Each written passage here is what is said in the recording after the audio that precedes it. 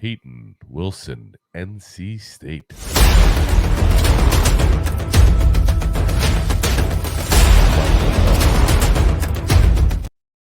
Come on. It doesn't want to.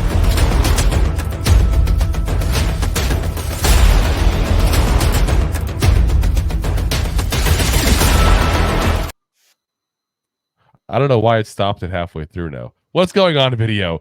Let's try it again. Number 1, Payton Wilson.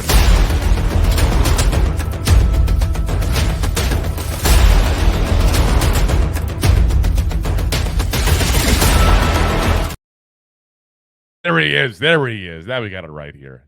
It's like amateur hour here. Come on. Anyway, Payton Wilson, 6'4", 238 pounds, 23 years old at NC State. In 11 games, 82 tackles, 12.5 tackles for loss, 4.5 sacks, 1 interception, 3 passes deflected. This past season, 12 games, 138 tackles. A little big jump there. Yeah. 17.5 tackles for loss, 6 sacks, 3 interceptions, 6 passes deflected. Oh, and I should say one of his interceptions was pick six for a touchdown. Yeah, that's a pretty nice play there. 2 fumble recovery, 1 forced fumble, 89.9 PFF grade overall there. Now, he is a guy that did spend a decent amount of time at the line compared to some of these guys there. Part of why he's got all these tackles for loss. 173 snaps at the line, 44 at slot, 1 at corner, 490 at the box, 7 playing deep as well. So they really put him all over the place there. You don't put a linebacker as your deep guy very often. No. And if you look, most of these guys are like 0 or 1. He's got 7, which, don't get me wrong, 7's not a high number, but that means they trusted him back there to do it more than once. He plays and moves extremely fast. This has got, like, when you talk about play speed, there's a difference between the guy who runs fast on the track and the guy who runs fast on the field with cleats and the whole uniform on. He's that guy. Now, don't get me wrong, he does run fast on the track as well. He is a very athletic person. He does well at taking on blocks. He's a good blitzer. He's not the strongest in the world. That's the one big knock on him as far as his play. So he may not be the strongest in run support because of that. I want to say that's his biggest knock on his play. I'm just going to do something else. Well, that's not his play, what I'm about to bring up here.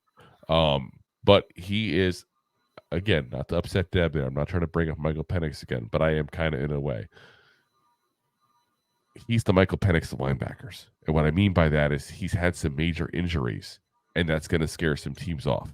He's got 2 ACL tears and a shoulder injury. Sounds familiar, like somebody else we talked about, right? So this is a guy that if the medical checks out, nothing should scare you that. Even if he might not have a long career, it might be a 5-6 career. He's going to be a special player from the get-go. I really think that. He's the guy that is going to be a really good above average starter from the second you put him on the field. And because of that, he'll probably go in round 2. If it wasn't for the injuries, I would think he would go round 1. I think some people will take him off their entire draft board because of that. You know? So, and I'll say this, I don't like to pick comments out necessarily during the thing, but we'll go through all the comments later. You know, Mark loves him, and Mark just put, if I remember right, Honey Badger benched like 5 times at the combine. He turned out okay. He's also a safety, not a linebacker. There is a difference. Just saying. Yeah. So, like I said, I again, it's not like, oh my God, this guy's a bad player because he needs to have a little strength. It's just that's the one knock on him is you do see him occasionally not the best at shedding blocks that when people are running after him at the second level at that point. He's not the guy who takes people down with force like that. You see that in some of the players there.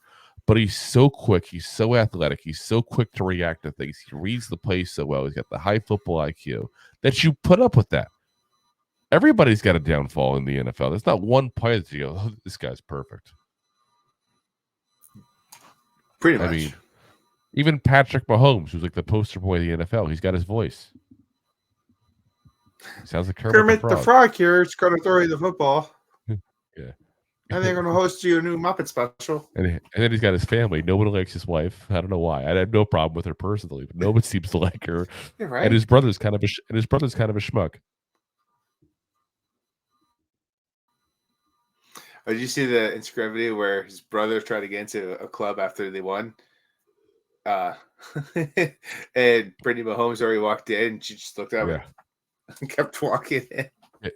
No one seems to like him, even the family. Maybe that's why I didn't like him. But anyway, Payton Wilson, like I said, he'll be a stud. He's a guy that I would definitely say to go ahead and take.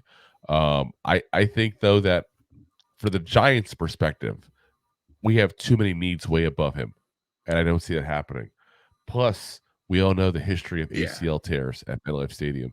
That listen, I know it's not scaring me, the guy that I mentioned a minute ago, because I'm going to take the chance because of the position. I'm not going to take that kind of chance on a linebacker when they already have a stud linebacker in Okereke, and they already have Micah McFadden, who's proven to be a decent second linebacker potentially. So, and now if he falls to like the third, fourth round, let's go. But I was also going to make me question his medical then. Going to make me question his medical. Thanks for listening to Two Giant Goofballs, a New York Giants podcast. We appreciate your support. Thanks so much.